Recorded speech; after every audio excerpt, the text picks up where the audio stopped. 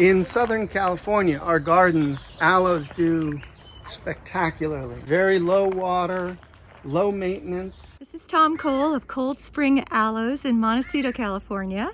And Tom is a humanitarian who does work in Africa and also an aloe collector and grower. Yes. And he's going to show us some of his very cool specimens. All right, thanks, Deborah. Welcome, everyone. This garden has been in probably 23 years. I keep adding new plants. You'll find stuff in my nursery you'll be hard-pressed to find elsewhere. Most of my collection is from East Africa. There's one that's very near and dear to me. This is a species that I formally described a number of years back. It's called Aloe Lukiana. I named it after my late brother. His name was Luke. He's one of my heroes and mentors. A lot of these through here are seed that I've collected in Ethiopia. This is Aloe wilsoni. This is Wilsoni. This is Aloe javellana. Javellana. These incredible flowers. Butiabana, another species that I named. Uganda. Not too many people can claim to have actually named a species. I lay claim to 3 or 4 different plants, 5 different plants. This is Aloe canarina from Uganda. Canarina. Now you have a book out. It is a field guide to the aloes of Uganda. It's a pretty narrow but quite interesting. There's 20 different species or subspecies of aloe found in Uganda, which is a small country in eastern Africa, just west of Kenya. Even though it's an equatorial climate, it's quite humid and hot, but the elevation means that plants from Uganda still do okay in our Mediterranean climate. Santa Barbara and vicinity. What doesn't grow well here, right? I do have a little bit of problem with some of the aloes that don't like our winter is when we get our rainfall. Because the roots stay cold and damp and some rot out. But I do have a few different species from Southern Africa. This is Aloe africana.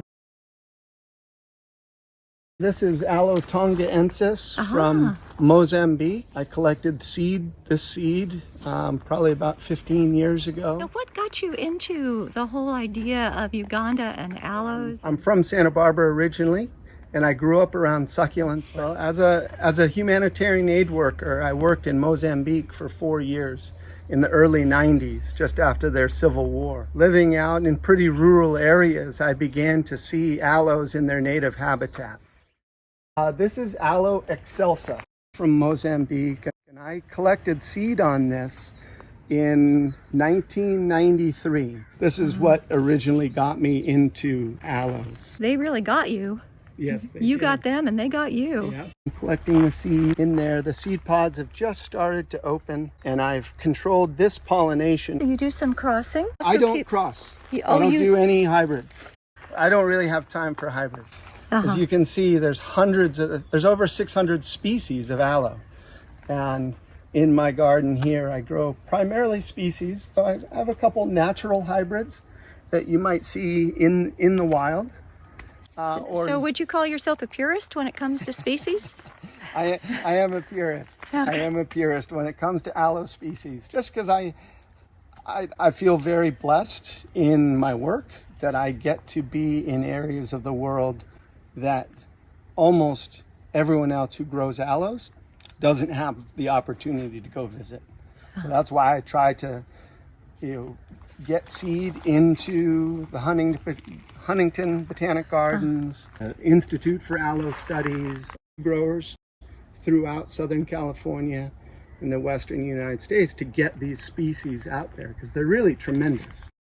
I have had the opportunity to see most of these in habitat, and that's my, I guess you'd call it, romantic attachment to species, because that's what I see. When we see the netting, then that's to get the seed that's true to the species. Pure seed. As we know, aloes are very promiscuous. They are. Hummingbirds and the bees, they move around. This is Aloe percrassa from Ethiopia. Percrassa. Aloe reynoldsii from Southern Africa. If this set seed, like those seed pods, I'd have no idea what the other parent of this is. Right. It could be dozens of plants.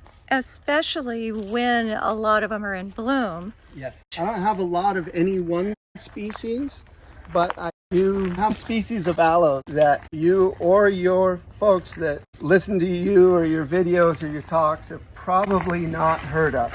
This is Aloe tuganensis from Kenya.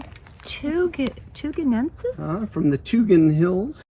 Aloe ankoberensis, which comes from Ethiopia, from outside the village of Ankober. Aloe somdickiana, beautiful clump.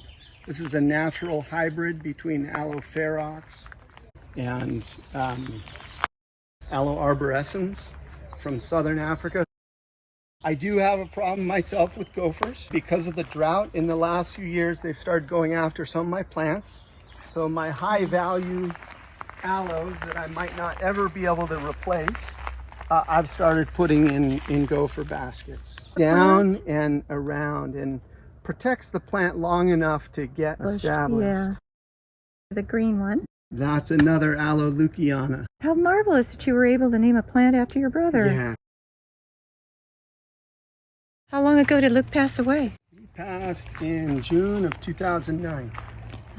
So he was visiting us. We were living in Uganda and he came to visit. And unfortunately, was in an accident. So. Oh no. Yeah. How sad.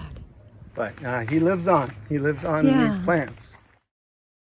Who or what is your customer base? Collectors, landscape architects, garden designers. It's all word of mouth. I travel quite a bit, so I'm only open by appointment. I hope you found this video helpful and entertaining.